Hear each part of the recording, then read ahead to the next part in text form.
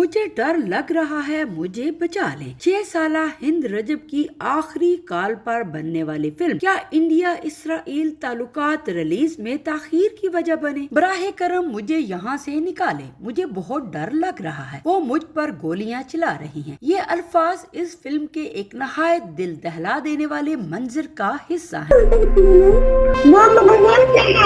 The car with a little girl inside. Can you imagine that? So do something. سيارة احنا جنبينا الدبابة. انتوا جوا السيارة؟ الو، جس میں 6 سالہ فلسطینی بچی ہند رجب ایک گاڑی میں اکیلی پھنسی ہوئی ہے، جبکہ باہر فائرنگ جاری ہے۔ گاڑی میں موجود اس کے تمام قریبی رشتہ دار ہلاک ہو چکی ہیں اور وہ ان کی لاشوں کے درمیان چھپ کر اپنی جان بچانے کی کوشش کر رہی ہے۔ فلم میں دکھایا گیا ہے کہ خوف زدہ ہند رجب امدادی تنظیم ریڈ کریسنٹ کے رضاکاروں کو فون کر کے مدد کی اپیل کرتی ہے۔ شدید خوف کے باوجود وہ زندہ رہنے کی امید نہیں چھوڑتی۔ بظاہر یہ منظر کسی فرضی فلم کا حصہ محسوس ہوتا ہے، لیکن جیسے ہی آپ سینما کے تاریک ہال اور سرد ماحول میں دی وائس آف ہند رجب دیکھتے ہیں، تب آپ کو اس بات کا اندازہ ہوتا ہے کہ یہ محض ایک کہانی نہیں بلکہ ایک حقیقی سانحہ ہے۔ فلم میں سنائی دینے والی آواز کسی اداکارہ کی نہیں بلکہ خود ہند رجب کی اصل آواز ہے۔ میڈیا تحقیقات کے مطابق جنوری سن 2024 میں غزہ میں جاری جنگ کے دوران ہند رجب اور ان کا خاندان بمباری سے بچنے کے لیے نقل مکانی کی کوشش کر رہا تھا، تاہم وہ مبینہ طور پر اسرائیلی فائرنگ کی زد میں آ گئے اور ہند کو بچایا نہ جا سکا۔ کئی ماہ کی تاخیر اور تنازعات کے بعد آسکر کے لیے نامزد ہونے والی یہ فلم اب انڈیا میں اے سرٹیفکیٹ کے ساتھ ریلیز کر دی گئی ہے۔ فلم دستاویزی انداز اور ڈرامائی منظر کشی کے امتزاج پر مبنی ہے۔ اگرچہ ناظرین پہلے ہی جانتے ہیں کہ ہند رجب زندہ نہیں بچ سکی، لیکن فلم ہر لمحہ یہ امید پیدا کرتی ہے کہ شاید وہ بچ جائے۔ فلم میں ہند رجب اور امدادی کارکنوں کے درمیان ہونے والی حقیقی آڈیو گفتگو سنائی جاتی ہے، جو ناظرین کو ایک سنسنی خیز تھرلر جیسا احساس دلاتی ہے۔ امید اور ناگزیر انجام کے درمیان یہی کشمکش اس فلم کو انتہائی مؤثر اور جذباتی بنا دیتی ہے۔ جب ہند کہتی ہے کہ میرا اسکول ا ہیپی چائلڈ ہوڈ ہے، فلم دی وائس آف ہند رجب میں ایک جانب خود ہند رجب کی اصل آواز سنائی دیتی ہے، جو خوف، بے بسی اور جینے کی امید دیتی ہے، جبکہ دوسری جانب فلسطینی اداکار ان فلسطینی ریڈ کریسنٹ رضاکاروں کا کردار ادا کرتی ہیں جو حقیقت میں ہند کے ساتھ فون پر رابطے میں تھے۔ فلم میں دکھایا گیا ہے کہ رضاکار لمحہ بلمحہ ہند سے بات کرتے ہیں اور انہیں تسلی دینے کی کوشش کرتے ہیں، حالانکہ خطرہ ہر گزرتے لمحے کے ساتھ بڑھتا ہی چلا جا رہا ہوتا ہے۔ ہند کی توجہ ہٹانے کے لیے امدادی کارکن انہیں بتاتے ہیں کہ گاڑی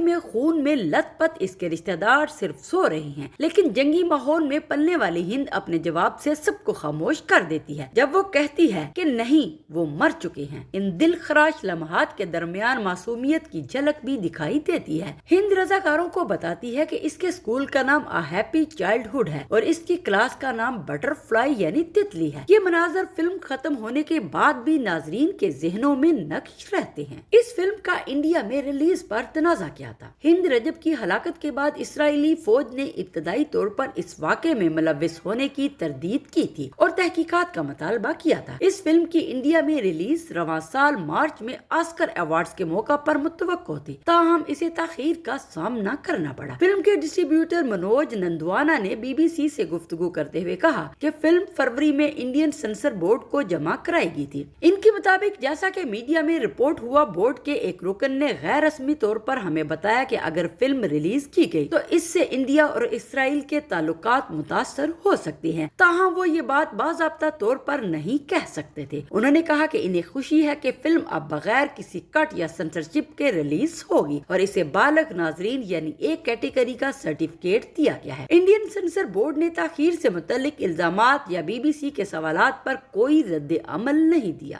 فلم کی ریلیز میں تاخیر کے خلاف متعدد انڈین فلم سازوں اور فنکاروں نے احتجاج کیا، جبکہ اپوزیشن کے 8 ارکان پارلیمان نے انڈین وزیر اطلاعات و نشریات کو بھی خط لکھا۔ سابق انڈین وزیر خارجہ ششی تھرور نے اس صورتحال کو شرمناک قرار دیتے ہوئے کہا کہ فلموں کی نمائش کو سفارتی تعلقات سے جوڑنا مناسب نہیں۔ یہ فلم تیونس سے تعلق رکھنے والی ہدایت کارہ کوثر بن ہنیہ نے بنائی ہے۔ بی بی سی سے گفتگو کرتے ہوئے انہوں نے بتایا کہ جب انہوں نے انٹرنیٹ پر ہند رجب کی مدد کی اپیل والی آڈیو سنی تو وہ اس کے اثر سے باہر نہ نکل سکی۔ انہوں نے کہا کہ میں خود کو بے بس محسوس کر رہی تھی۔ یہ واقعہ مسلسل میرے ذہن میں گردش کرتا رہا۔ اگر میں یہ فلم نہ بناتی تو مجھے محسوس ہوتا کہ میں بھی اس المیہ میں کسی حد تک شریک ہوں۔ آخر غزہ میں کیا ہوا تھا اس دن؟ ہند رجب اس حملے میں اپنے خاندان کے دیگر افراد کے ساتھ ہلاک ہوئے تھے۔ انہیں بچانے کے لیے پہنچنے والے ایمبولینس کے 2 امدادی کارکن بھی اس کوشش کے دوران ہلاک ہو گئے تھے۔ اسرائیلی دفاعی افواج نے ابتدا میں دعویٰ کیا تھا کہ جس علاقے میں ہند اور دیگر افراد مارے گئے وہاں اس کے کوئی فوجی موجود نہیں تھے، تاہم بعد میں اسرائیلی فوج نے کہا کہ اس نے غزہ شہر کے مختلف علاقوں جن میں تل الحلوی بھی شامل ہے میں شدت پسندوں کی تنصیبات اور ٹھکانوں کے خلاف کارروائیاں کی تھی۔ یہی وہ علاقہ تھا جہاں سے ہند رجب نے مدد کے لیے اپنی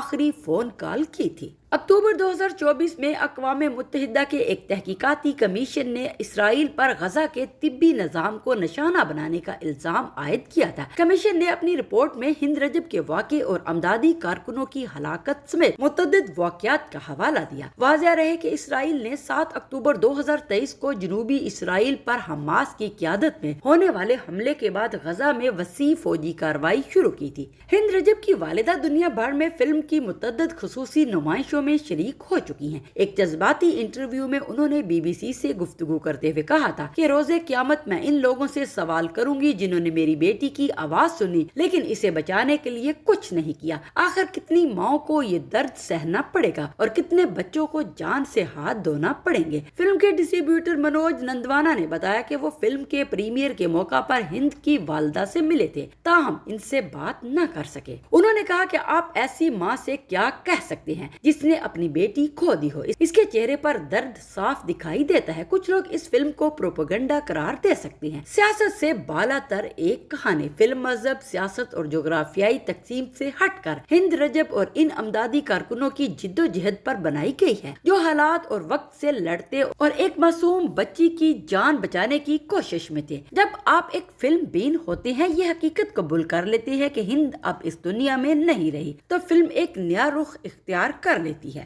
آخری مناظر میں ہند رجب کو حقیقی گھریلو ویڈیوز میں دکھایا جاتا ہے جہاں وہ ساحل سمندر پر کھیلتی ہوئی نظر آتی ہے، بالکل ویسے ہی جیسے انہوں نے اپنی آخری گفتگو میں امدادی کارکنوں کو بتایا تھا۔ ایک خوشگوار بچپن کی تصویر پیش کرتی دکھائی دیتی ہے۔ حقیقی آڈیو ریکارڈنگز اور ڈرامائی منظر کشی کو یکجا کرنے والی اس فلم کا انداز ناظرین کو جھنجھوڑ کر رکھ دیتا ہے اور یہ ایک ایسا تجربہ ہے جو انسان کو غمزدہ، بے چین، جذباتی اور بعض اوقات خاموش کر دیتا ہے۔